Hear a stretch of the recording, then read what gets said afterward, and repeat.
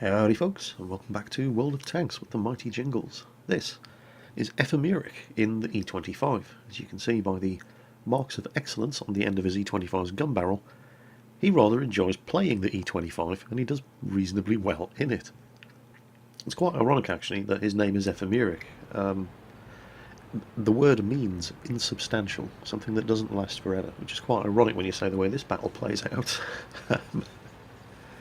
He's a Tier 7 maximum match here on Abbey. The E-25 premium Tier 7 tank destroyer does get premium matchmaking. Tier 8 is the highest tier of tanks that it will see. Half of the time, of course, the games that it gets into, it is a top tier vehicle, as it is here. So, the Cliff Notes version of the E-25. What do you need to know about this thing? Well, as you can see straight away, outstanding mobility. It's also very, very small. It's only slightly taller than the ELC AMX. It's so small that it can quite easily park right next to, behind, or in front of bigger tanks and be completely immune to return fire. They just don't have the gun depression to shoot you. However, be very careful when you're putting the E-25 into that kind of situation, because it weighs almost nothing, it has no armour, and it's very, very fast. It's very, very easy to cripple this thing with collision damage if you're not very, very careful.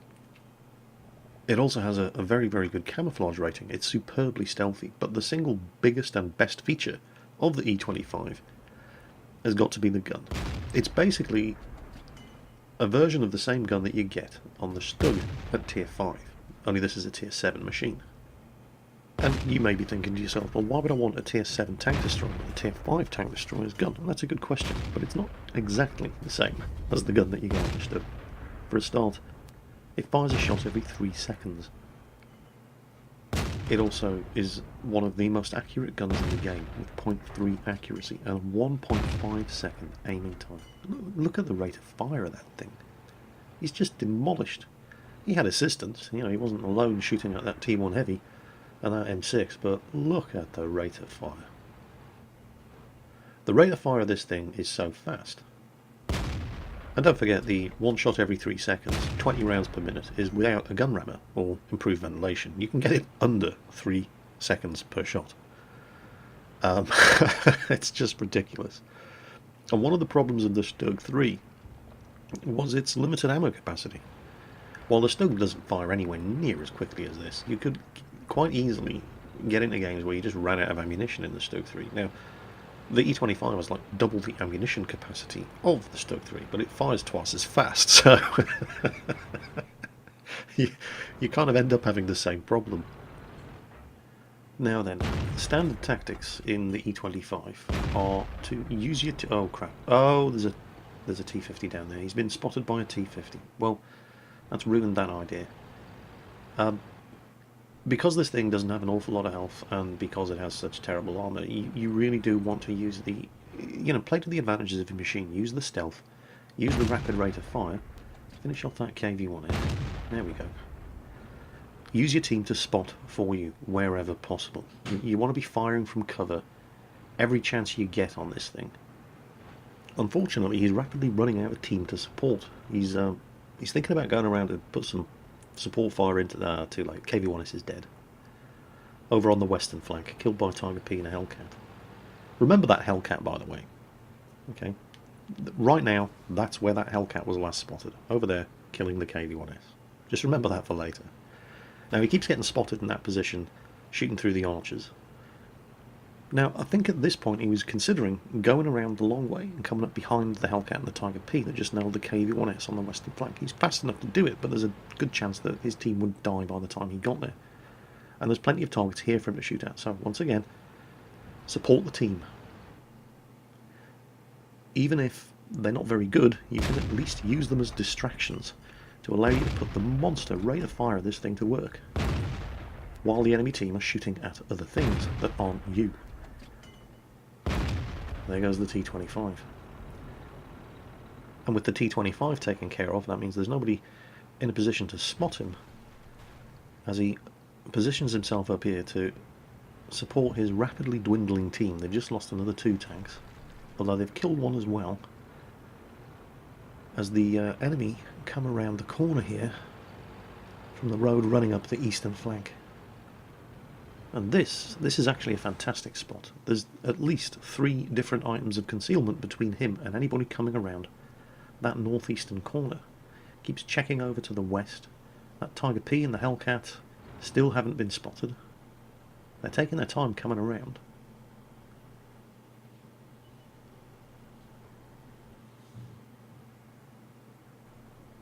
Come on, somebody... Oh, hello.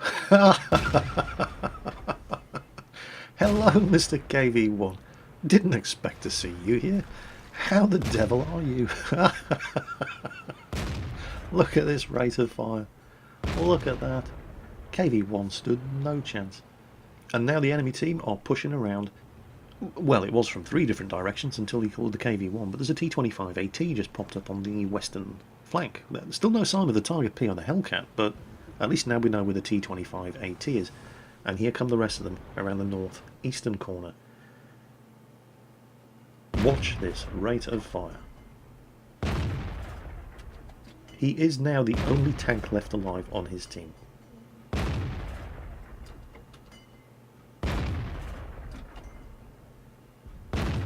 Look at this. That's how quickly you can get into trouble when there's an E-25 shooting at you, and you are distracted by other tanks. I mean, his team have all died, but they've served their purpose. They kept the enemy tanks' guns pointing the wrong way while he worked them over with this 75mm gun. And there's the T-25 AT. Didn't expect to see him there.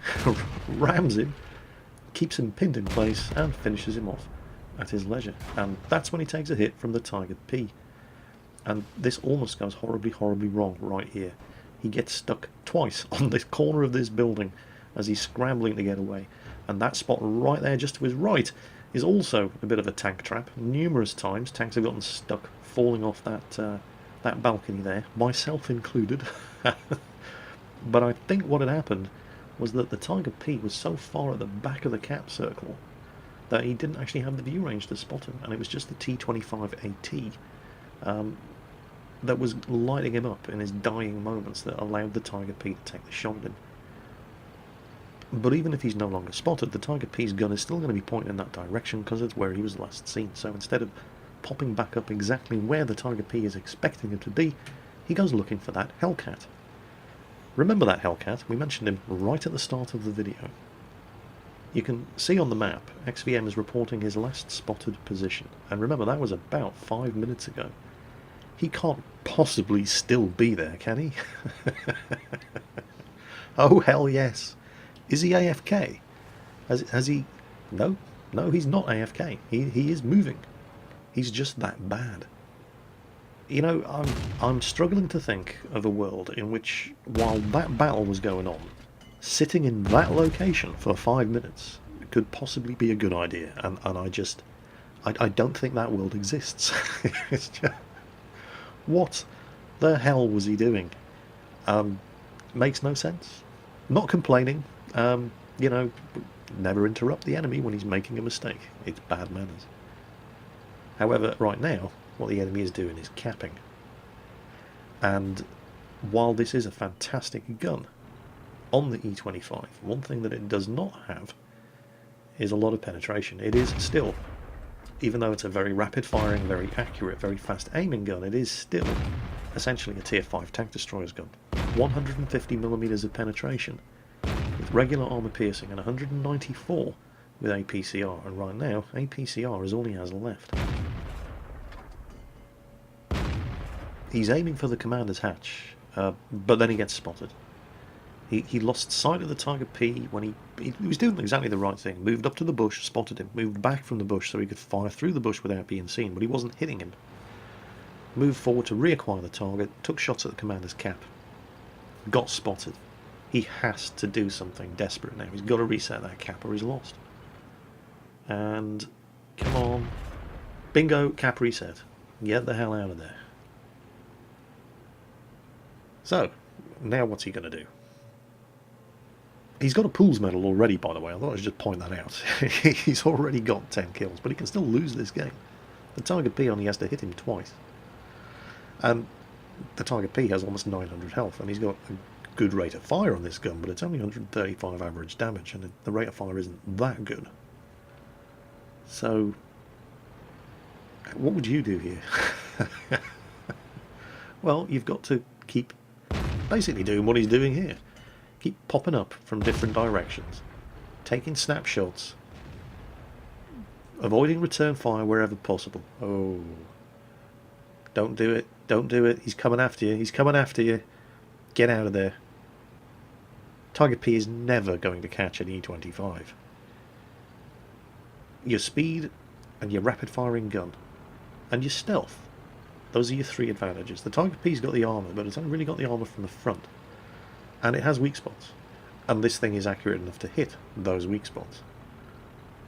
But he's only going to win this if he can keep popping up from unexpected directions. If the Tiger P was to just sit in the cap circle, he can pop up from the south, west or east, and have a 66% chance that the Tiger P's gun would be pointing the wrong way, allowing him to get a minimum of 3 shots into him before the Tiger manages to turn his gun turret around. But the Tiger P is not sitting in the cap circle. Where the hell did he go? Is he actually chasing an E-25? Surely nobody's that stupid. E-25s don't like not knowing where their enemies are. They like dictating the terms of the engagement. E-25s love fighting on their own terms. They don't like surprises. And unfortunately for Ephemeric, that's one hell of a nasty surprise. At the worst possible time, the Tiger P comes up over the ridge right in front of him with his gun pointing in the right direction. He takes a hit, it damages his ammo rack, he has to use his repair kit, and he does not stick around trying to fight it out with the Tiger P. The rate of fire on this gun is good, but it ain't good enough to kill the Tiger P before he puts a second shot into him. So he gets the hell out of there instead. And instead, he heads back to where it all started. Tiger P is in the cap circle again. Now, the view range in the E-25 is 360 metres, although he does have binocular telescope installed. The view range on the Tiger P is 370 metres. However, Ephemeric has hit him at least once in the commander's hatch, so there is a good chance he's also killed his commander, which is going to affect his view range. And there we go, binocular telescopes up, he can see him. And he's hit him in the hatch again, and he's not been spotted. He's not been spotted. Tiger's trying to use these dead tanks as cover, but look at the ammunition count. He's hit him in the hatch again. Look at the ammo count. Just work out for yourself exactly how many shots it's going to take to kill this guy, and then look at how much ammunition he has left. Awfully risky. Do you really want to waste another shot? And it misses.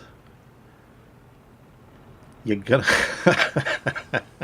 in the ideal world, with enough ammunition, you'd just sit there plugging away at that commander's hatch, and eventually you'd kill him. But you don't have enough ammunition. You're gonna have to go face to face. 3 shots remaining. It's gonna take 2 to nail that Tiger P.